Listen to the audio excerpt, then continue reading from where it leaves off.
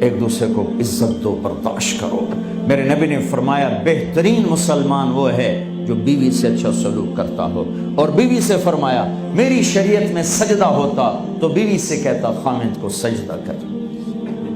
بہترین صدقہ اولاد کی تربیت ہے۔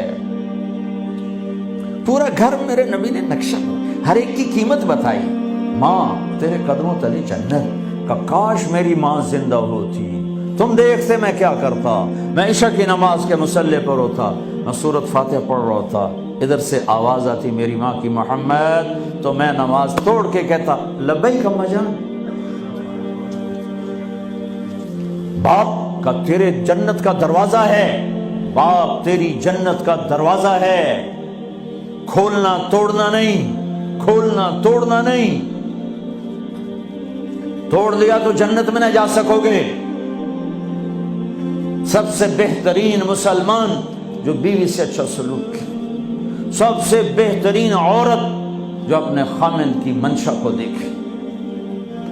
پھر آپ نے ایک عجب بات فرمائی جو معاشرے میں بہت بوجھ بنتا ہے جس کا، ہاں بھائی تمہیں ایسا صدقہ بتاؤں جس سے بڑھ کے کوئی صدقہ نہیں، تمہیں ایسا صدقہ بتاؤں جس سے بڑھ کے کوئی صدقہ نہیں۔ انہوں نے کہا جی کیا؟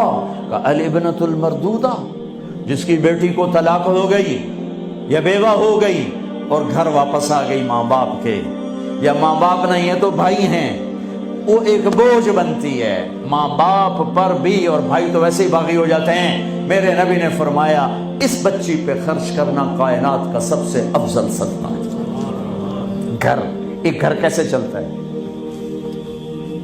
ہمارے ہاں پنجاب سندھ بلوچستان سرحد میں بہنوں کو وراثت میں کوئی حصہ نہیں ملتا، سب بھائی کھا جاتے ہیں۔ میرے نبی نے فرمایا جس کو اللہ نے 2 بہنیں دیں اس نے ان کا حق ادا کیا، شادی کی حق ادا کیا۔ ماں باپ کی وراثت میں سے ہوتا ہے، اگر میں نے کوئی خود کمایا ہے اس میں بہنوں کا حق نہیں، ماں باپ سے اگر 1 روپیہ بھی آیا ہے تقسیم کیا جائے گا۔ جس نے بہنوں کا حق ادا کیا، شادی کی حق ادا کیا، اس پہ جنت واجب ہو گئی۔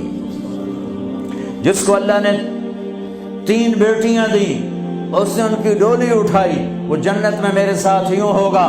ایک بولے اگر 2 ہوں، کہ جس نے 2 بیٹیوں کی شادی کی وہ بھی ایسے ہوگا۔ اللہ بھلا کرے۔ ایک صحابی کا کہ جس کی 1 ہو، کہ جس کی 1 ہے، اگر اس نے اس کو عزت سے رخصت کیا تو وہ بھی میرے ساتھ ایسے ہی ہوگا۔ پھر کئی بچیوں کو طلاق پڑی ہے کہ اس کو بیٹا نہیں ہوتا۔ یہاں آنے سے پہلے کا واقعہ، پنڈی سے بچی رو رو برا حال اس کا، میں تو فون سنتا ہی نہیں ہوں ایسے کہ میرا تو کلیجہ پھٹ گیا ہے۔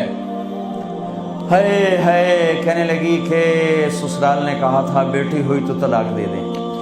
میں نے کہا اس میں میرا کیا قصور ہے، اور بیٹی ہی ہوئی اور مجھے طلاق پڑ گئی، اور میں گھر آ گئی 22 سال کی عمر میں۔ بیٹی دینے والا اللہ اور ظلم کرنے والا سسرال۔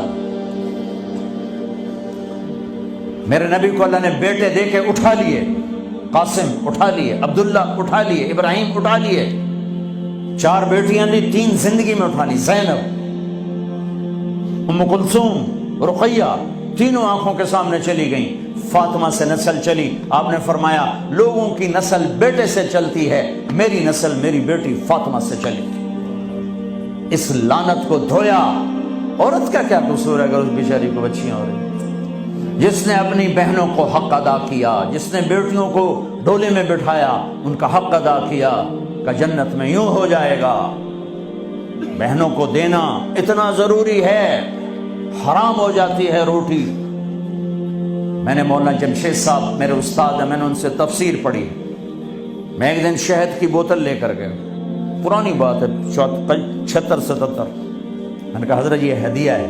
فرمایا کہاں سے لائے ہو؟ میں نے کہا میرے اپنے باپ کا ہے۔ فرمایا تیرے باپ نے اپنی بہنوں کو، تیرے باپ نے اپنی بہن یعنی میری پھوپھیوں کو، تیرے باپ نے اپنی بہنوں کو زمین میں سے حصہ دیا تھا؟ یہ سوال کیوں کیا؟ 10 روپے کی شہد کی بوتل تھی اس وقت، کہ اگر دیا تھا تو یہ میں لے لوں گا، اگر نہیں دیا تو پھر یہ حرام ہے، میں نہیں لوں گا، یہ مطلب۔